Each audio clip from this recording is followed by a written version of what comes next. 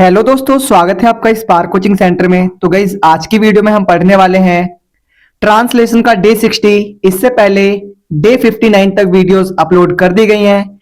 साथ ही साथ प्लेलिस्ट बना दी गई है और प्लेलिस्ट का मैंने डिस्क्रिप्शन में लिंक भी दे दिया है, तो आप इजीली प्लेलिस्ट के माध्यम से फर्स्ट वीडियो से एवरी वीडियो देख सकते हैं अगर आप न्यू है तो। साथ ही साथ अगर आप चैनल पे न्यू है तो चैनल को सब्सक्राइब कर लीजिए, क्योंकि इसी तरीके की बेहतरीन वीडियोस में यहाँ पर लेकर आता हूँ। साथ ही साथ हम यहाँ पर डेली यूजेस सेंटेंसेस और वर्ड मीनिंग करवा रहे हैं, जिससे कहीं ना कहीं आपकी जो इंग्लिश है वो बहुत ज्यादा इंप्रूव होती है और आपको हर दिन 10 न्यू वर्ड सीखने को मिलते हैं और डेली यूजेस सेंटेंसेस भी। तो आइए स्टार्ट करते हैं आज की वीडियो। टुमारो मॉर्निंग, कल सुबह। कल सुबह, टुमारो मॉर्निंग का मतलब क्या होता है? कल सुबह। टू नाइट, टू नाइट का मतलब होता है आज रात। आपने बहुत बार जब मूवीज वगैरह का एड वगैरह देखते हैं तो उसमें आता है टू नाइट, ठीक है? तो उसका मतलब होता है आज रात। ऑफ कोर्स, ऑफ कोर्स का मतलब होता है बिल्कुल। ऑफ कोर्स, बिल्कुल, ठीक है। ग्रेट, ग्रेट का मतलब होता है महान। ग्रेट का मतलब क्या होता है? महान। एब्सोल्युटली, एब्सोल्युटली का मतलब होता है पक्का या फिर कह सकते हो बिल्कुल, ठीक है।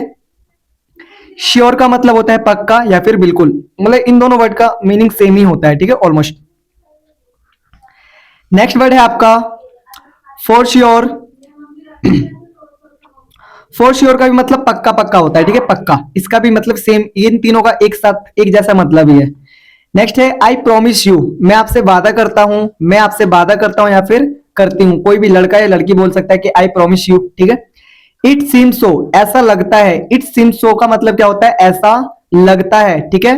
नेक्स्ट है नथिंग। नथिंग का मतलब होता है कुछ नहीं। नथिंग का मतलब होता है कुछ नहीं।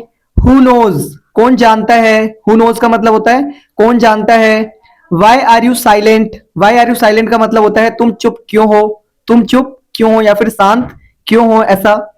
एज यू विश, जैसी आपकी इच्छा या फिर जैसी आपकी मर्जी। जैसे हम कहते हैं ना कि कोई बोल रहा होता है कि मैं तो इसको ऐसे करूंगा और सलाह मांग रहा होता है हमसे, हम बोलते हैं एज यू विश, जैसा आप करना चाहो कर सकते हो।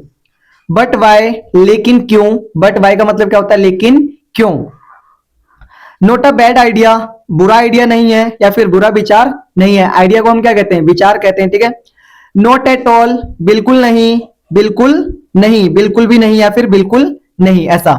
पॉसिबली, संभव है। पॉसिबली का मतलब होता है संभव है।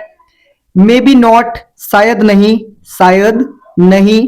सेम हियर, यहां भी ऐसा ही है। सेम हियर, यहां भी ऐसा ही है। आई कैन डू दिस, मैं इसे कर सकता हूं। मैं इसे कर सकता हूं। जैसे आई कैन स्पीक इंग्लिश, मैं इंग्लिश बोल सकता हूं। I can write a letter, मैं एक पत्र लिख सकता हूं। आई कैन स्पीक इंग्लिश, मैं इंग्लिश बोल सकता हूं। I can think in English, मैं इंग्लिश में सोच सकता हूं, ठीक है। तो आपको ऐसे ही बहुत सारे सेंटेंस इससे आई कैन से बनाने, like I can cook food, I can eat food, I can go to temple, I can go to Mumbai, ठीक है। तो ऐसे बहुत सारे सेंटेंस आप बनाइए ताकि आपकी जो टंग है वो फ्लेक्सिबल हो जाए इंग्लिश के लिए। फॉरवर्ड, फॉरवर्ड का मतलब होता है किस लिए। फॉरवर्ड का मतलब क्या होता है? किस लिए। ही डिड नॉट ईट, उसने नहीं खाया। ये कौन सा टेंस है? ये आपका टेंस है पास्ट इंडेफिनिट, ठीक है। ही डिड नॉट, क्योंकि ही के साथ डिड और डिड के साथ नॉट और फिर वर्ब की फर्स्ट फॉर्म, ये किस में लगता है? पास्ट इंडेफिनिट में, ठीक है। आप हमारी जो स्पोकन इंग्लिश का कोर्स है उस पर विजिट करिए प्लेलिस्ट पे, वहां पर आपको इसको बहुत अच्छे डिटेल में पढ़ाया गया है। आई डोंट नो, मुझे नहीं पता या फिर मैं नहीं जानता। नो वेयर, कहीं नहीं। नो वेयर का मतलब होता है कहीं नहीं। हाउ आर यू, आप कैसे हैं। आप कैसे हैं। नॉट टू बैड, बहुत बुरा नहीं। बहुत बुरा नहीं या फिर ज्यादा बुरा नहीं। गुड बाय डियर, अलविदा दोस्त। गुड बाय डियर का मतलब क्या होता है? अलविदा दोस्त। आई कांट हियर यू, मैं आपको नहीं सुन सकता। आई कांट हियर यू का मतलब होता है मैं आपको नहीं सुन सकता। I can't open my bag, मैं अपना बैग नहीं खोल सकता। मैं अपना बैग नहीं खोल सकता।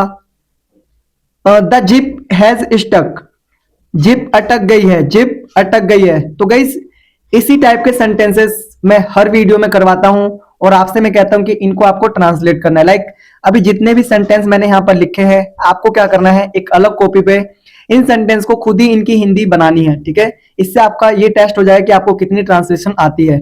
अब मैं वीडियो के अंत में आपको ठीक इसके बाद मैं यहां पर आपको इसकी हिंदी दिखाने वाला हूं। हो सके जब आप इसको ट्रांसलेट करें तो 19-20 का फर्क हो सकता है, बट आपको एक चीज याद रखनी है कि थोड़ा बहुत फर्क होगा तो चलेगा, लेकिन ज्यादा डिफरेंस है तो आप थोड़ा सा मेरी जो वीडियो है स्पोकन इंग्लिश वाली वो जरूर देखिए, वहां से आपको बहुत ज्यादा बेनिफिट मिलेगा ट्रांसलेशन में। ठीक है, तो देख लेते हैं। तो गाइज ये देखिए, ये है यहाँ पर आपका हिंदी, जो भी आपने अभी तक इंग्लिश में सेंटेंसेस देखे ये सारी हिंदी है। आपको सबसे पहले इंग्लिश टू हिंदी ट्रांसलेट करना है खुद से, फिर ये हिंदी आप देख लीजिए, इसको आपको इंग्लिश में ट्रांसलेट करना है। अगर आप इस प्रक्रिया को लगभग 30 डेज तक करते हैं तो कहीं ना कहीं आपकी जो इंग्लिश है वो ज्यादा इंप्रूव हो जाएगी और आप इजिली इस चीज को बोल पाएंगे, समझ पाएंगे। ठीक है, तो आज के लिए इतना ही, मिलते हैं नेक्स्ट वीडियो में, तब तक के लिए टाटा बाय बाय, जय हिंद जय भारत।